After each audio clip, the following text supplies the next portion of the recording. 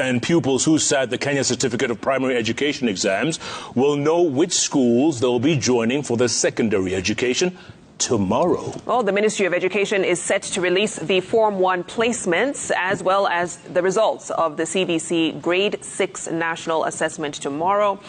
And as Brenda Wanga reports, the ministry will also provide guidance on some of the issues on the CBC transition ahead of the opening of schools next week. Over 1.2 million pupils sat for the KCPE exams in 2022, and all of them are expected to proceed to secondary school. The Ministry of Education will place the students in the 112 national, 776 extra county, 1,301 county, 6,297 sub-county schools. Other students will join the 1,301 private secondary schools.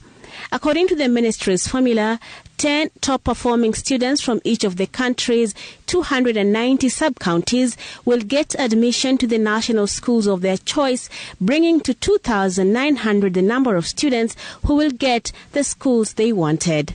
The ministry says the placement of Form 1 students will be based on merit, equity, with affirmative action considered especially for national schools and choice.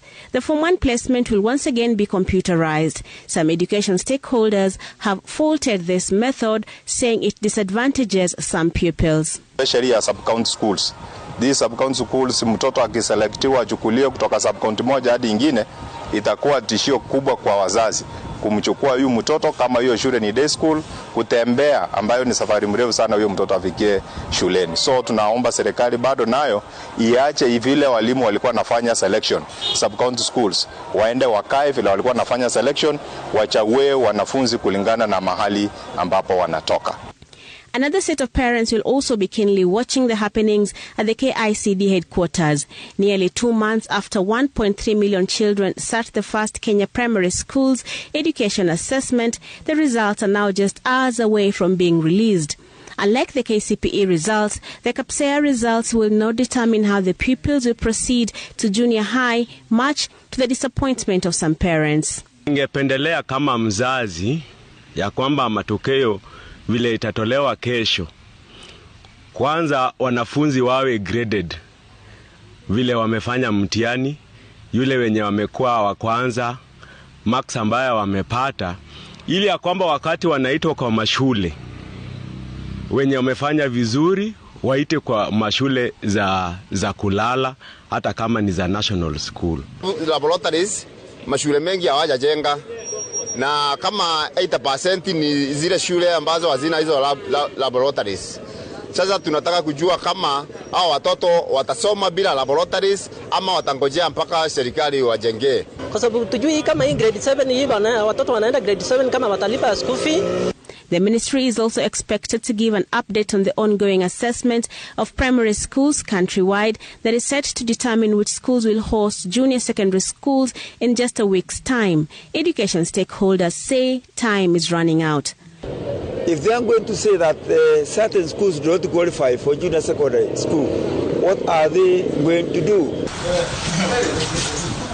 Other issues that are expected to be clarified include whether junior secondary school students will have different uniforms from the other lower classes, and just how much school fees parents will pay for their grade 7 pupils.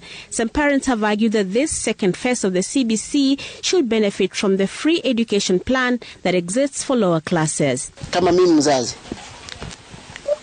sina fahamu kufikia sasa kwamba huyu mwanafunzi akienda shule, akienda kidato hiki cha tukita kidato madarasa bado darasa hili la 7 kwamba atafaa shule, atafaa nguo gani rasmi kwenda shuleni. Tujui kama grade 7 hivi watoto wanaenda grade 7 kama watalipa school fee, na hata uniform sisi hatujui vile tutaendelea. Sasa tunataka serikali tuambie kwa hiyo mtihani inatoka kesho, batupee mwelekeo bila tutaendelea sisi kama wazazi. Parents of both sets of candidates are now preparing their children for the transition at both CBC and Form 1 levels. Brenda Wanga, Citizen TV, Nairobi.